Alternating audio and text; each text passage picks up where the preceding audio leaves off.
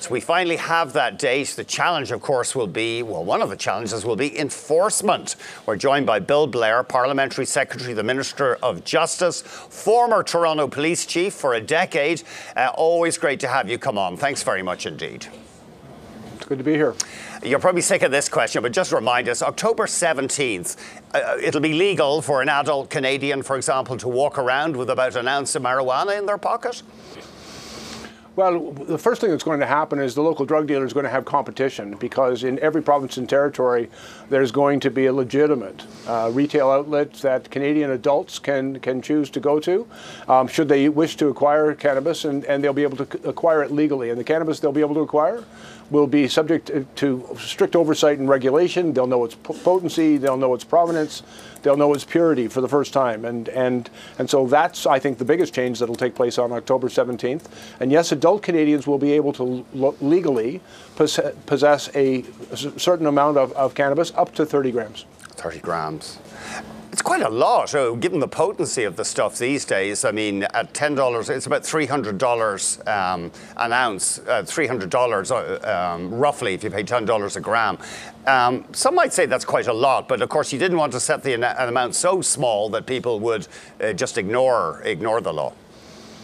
You know, we took a good hard look at other jurisdictions that have gone down this path. So, you know, there's about 10 U.S. states, for example, that have legalized non-medical cannabis, and all of them were within around that ounce range. It's a metric country. We said 30 grams. An ounce is usually about 28.5 grams. So, you know, we're very consistent with the approach in other places. It's simply an acknowledgement that, you know, for adults who choose to purchase this, that's about the maximum amount that the average adult would choose to purchase at any one time. Now, October 17th, will it be available by mail order to residents of Canada? Yes. Okay. And the answer is yes. All of the provinces and territories are implementing mail order systems, so people will be able to go online and it'll be delivered. And upon delivery, it'll be subject to age and identity verification to make sure that it's not being delivered to a person underage who's not legally entitled to possess it. So so some kind of a courier will show up who will check your name and your age and all that stuff. Will that be a FedEx person or a UPS, or how will that work? Well, it depends on the province and territory and on how they're choosing to implement their delivery system.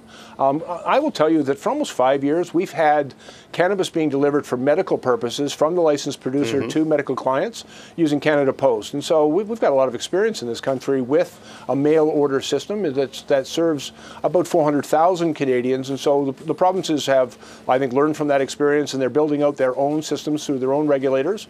But we're confident that system can operate in a secure way and make sure it doesn't fall into the hands of kids, for example.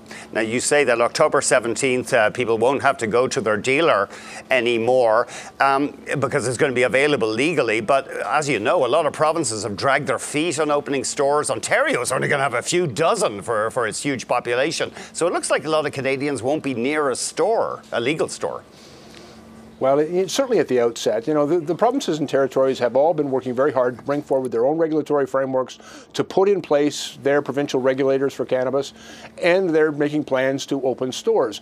And I think it's fair to say October 17th that won't all be completed, but it's the beginning of a process of implementation. And certainly Ontario, I'm very confident over the coming weeks and months, will continue to open up retail outlets across the province, as other provinces and territories will do as well. And in the interim, Canadians will have the opportunity through their provincial online systems to arrange for delivery. Now, as you know, investors have poured billions of dollars into companies that have built massive legal grow operations. But on my daily cycle to work, I pass at least one illegal dispensary that the local cops have not shut down, chosen not to shut down. So it's going to be pretty tough, isn't it, for the legal people who've invested all this money in building out a network, etc. Are the cops really going to shut down the illegal storefronts October 17th? Well, I'll tell you, I think the police have a responsibility to uphold the law. And what will remain in place with October 17th and the implementation of the new regulations, the only cannabis that will be legal for sale and purchase and possession will be that which has been produced under license under the strict regulatory framework overseen by Health Canada. The only place that will be legal to purchase cannabis will be through a provincially regulated retail outlet or online delivery system. And so those illegal dispensaries remain outside the law. The illegal trafficking and production of cannabis remain serious criminal offenses. It'll be up to the police to enforce those laws and to continue to do the important work that they do.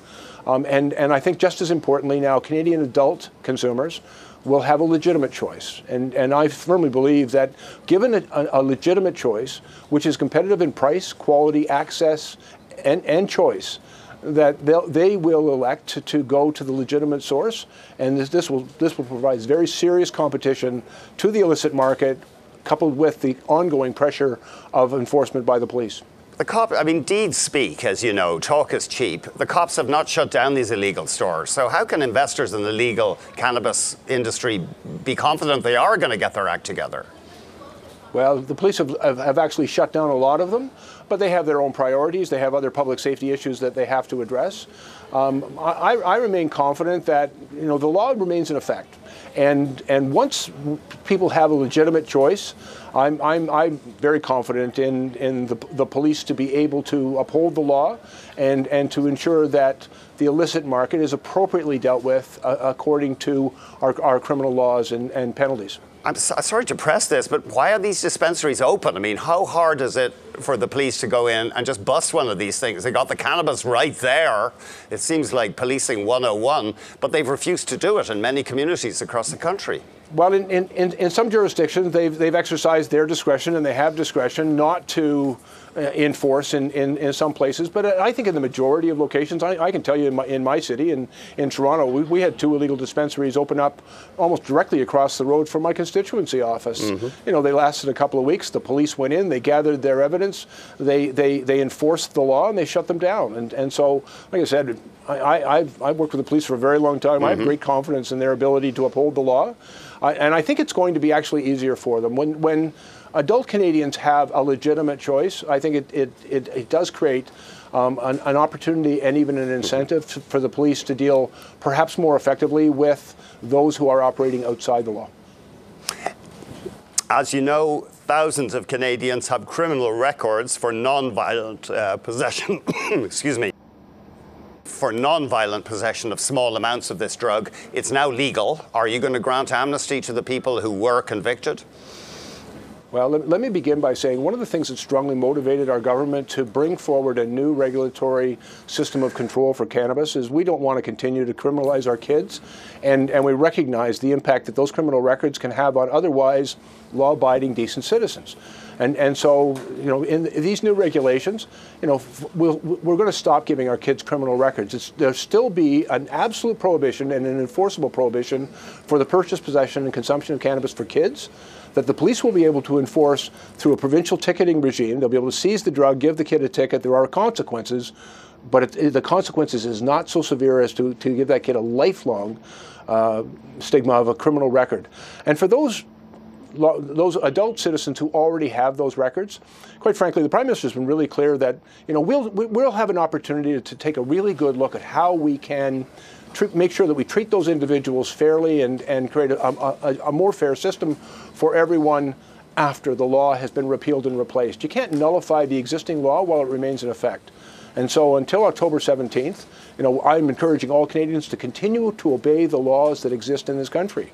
And once we've had the opportunity, effective on October 17th, to repeal the existing criminal prohibition, to replace it with a far more comprehensive and effective system of strict regulation about production, distribution, and consumption of cannabis, that will also give us an opportunity to then examine the impact of those records and see what's the most appropriate way to deal with them. I'm confident that the government will turn its attention to that at the appropriate time. The roadside enforcement is going to be tricky. My understanding is there is not a legally or a broadly recognized roadside device for detecting marijuana intoxication. So it's going to be a field day for the defense lawyers, isn't it? No, well, actually, first of all, impaired law is the most litigated law in Canada, Yep. and so when defense lawyers who defend drunk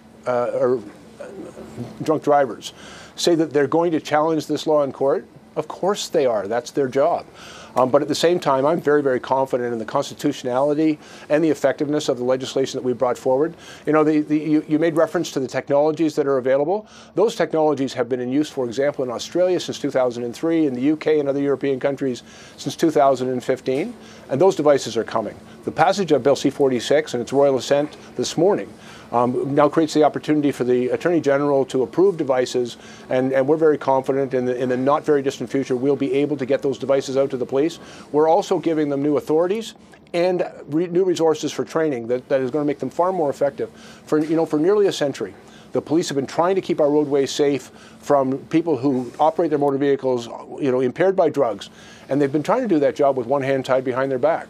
They did not have access to the technology or the training or the resources or the authorities to deal with that effectively. We have, in Bill C-46, provided them with access to those technologies. We've put forward the money to train them, and we are very, very confident that this legislation and the good work of our police services is going to save lives in this country, and it is, frankly, exactly what the police have been asking for nearly a decade. Many of the police services have told us they're ready to go. They've been doing their training, and they're ready to go. Others have lagged a little bit, and quite frankly, I'm very hopeful that their chiefs will get to work. Get your people trained, and let's get to work and do what is necessary and now possible under this legislation to keep our roadways safe and to save those lives. And just remind us, is there now a new provision, or Bill C-46? It contains a provision where the cops can test somebody for intoxication without having a reason for doing it, without having some explanation. And it's called mandatory alcohol screening. And it allows the police, many people will have had the experience of being pulled over to spot check. Currently, the police will ask if they've had anything to drink. If they say no and the police can't smell alcohol, they don't have the reasonable suspicion to make the demand for the test. Many people have learned that if you simply don't admit that you're drinking, and it's very difficult for the police to smell alcohol, especially if they've been chewing a mouthful of mints or something, and so they avoid detection. Under this new legislation, the police will be able to make a demand of everyone they pull over, if it's as long as it's a lawful stop and they have access to the roadside screening device, to make a demand for the person to provide them with an alcohol sample. What we've seen in other jurisdictions, in Ireland they implemented this, and in the first year they saw a 23% reduction in impaired driving deaths. In New South Wales and Australia, a 35% reduction in the first year in impaired deaths. The evidence is overwhelming that this saves lives. And we believe that it is constitutional because of that compelling evidence that this is so much in the public interest. Canada does not have a good record of road safety with impaired driving. We know we can do better. We believe with Bill C-46, we're giving the police the authorities and the tools, the technology and the training that they need to do that work. And I think it's going to make a huge difference. Thank you. Thank you so much for joining us. I know you've had a busy couple of days doing the media rounds, to put it mildly. Thanks very much indeed. Well, still lots of work to do, but very happy with the progress we've made to date and looking forward to the work that lies ahead. Making history. Bill Blair joined us, Parliamentary Secretary to the Minister of Justice.